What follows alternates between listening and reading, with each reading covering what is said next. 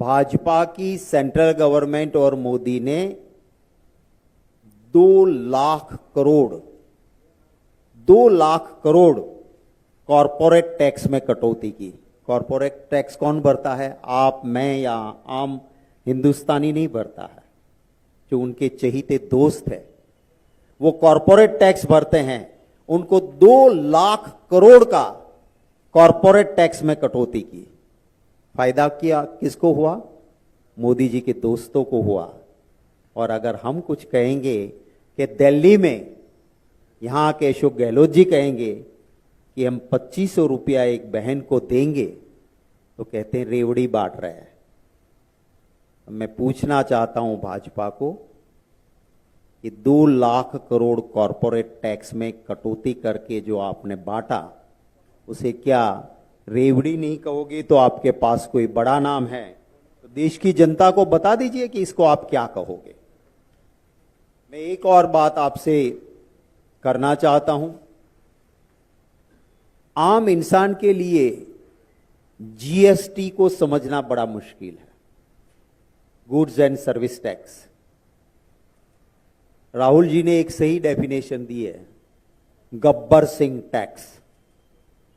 आम जनता के ऊपर गब्बर सिंह टैक्स लागू हुआ है और अलग अलग दरें हैं। ज्यादातर जो आम नागरिक जिसको सबसे ज्यादा यूज करते हैं उसके ऊपर 5%, 12%, 18%। जीएसटी का मेन सिद्धांत था सिंप्लिसिटी ऑफ द टैक्स, सरलीकरण करना था। उसकी जगह इतना कॉम्प्लिकेट किया, 9 स्लैब्स रखे, 9 टाइप के स्लैब्स अलग अलग, 0, 0.25, 1.5, 3%, 5%, 7.5%, 12%, 18% और 28%। 28%। आज कोई 3 व्हीलर रिक्शा लेने जाएगा,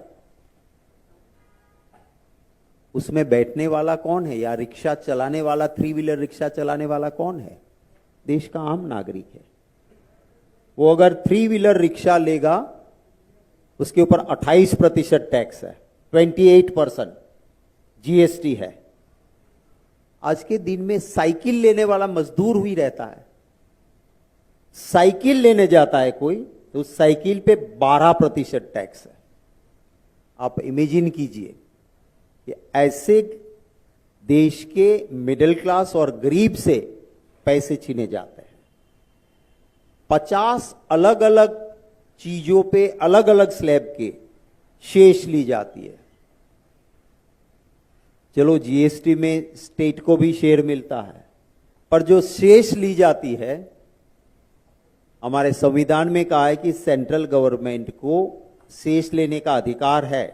पर संविधान सभा की चर्चा में बहस हुई कि सेंट्रल गवर्नमेंट शेष रेयर केस में डालेगी, वरना स्टेट का हिस्सा नहीं मिलेगा, सिर्फ सेंट्रल का तिजोरी भरेगा।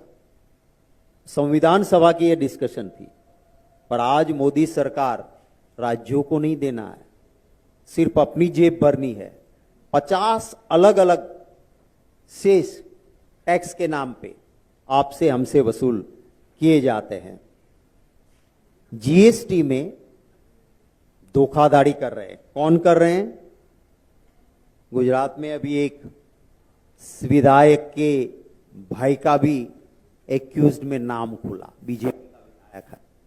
एक बीजेपी के विधायक के चाचा और 2 भतीजे जीएसटी की धोखाधड़ी में, माने जो बीजेपी से मिले हुए हैं वो जीएसटी की धोखाधड़ी करके करोड़ों करोड़ों कमा लेते हैं। और अगर दूसरे ने कोई छोटी सी गलती की है तो उसे पकड़ के डालते हैं। 2023-24 में 2 लाख करोड़ की जीएसटी की चोरी हुई है, 2 लाख करोड़ की। और इनपुट टैक्स क्रेडिट जो जीएसटी का एक सिद्धांत है, कि आपने अगर कोई माल खरीदा है और उस पर पहले से जीएसटी दिया गया है तो आपकी वैल्यू एड होती है, उसी का आपको भरना है, बाकी आपको टैक्स इनपुट क्रेडिट मिलेगी। इसका सबसे बड़ा घपला भाजपा के लोग कर रहे हैं। 35,000 करोड़ ऐसे इनपुट टैक्स क्रेडिट की चोरी हुई है, 35,000 करोड़। और वसूली वापसी कितनी हुई? सिर्फ 12%। अपने लोग हैं ना, जाने दो, कमाने दो। मोदी जी कहते हैं मैं खाता नहीं, खाने देता नहीं।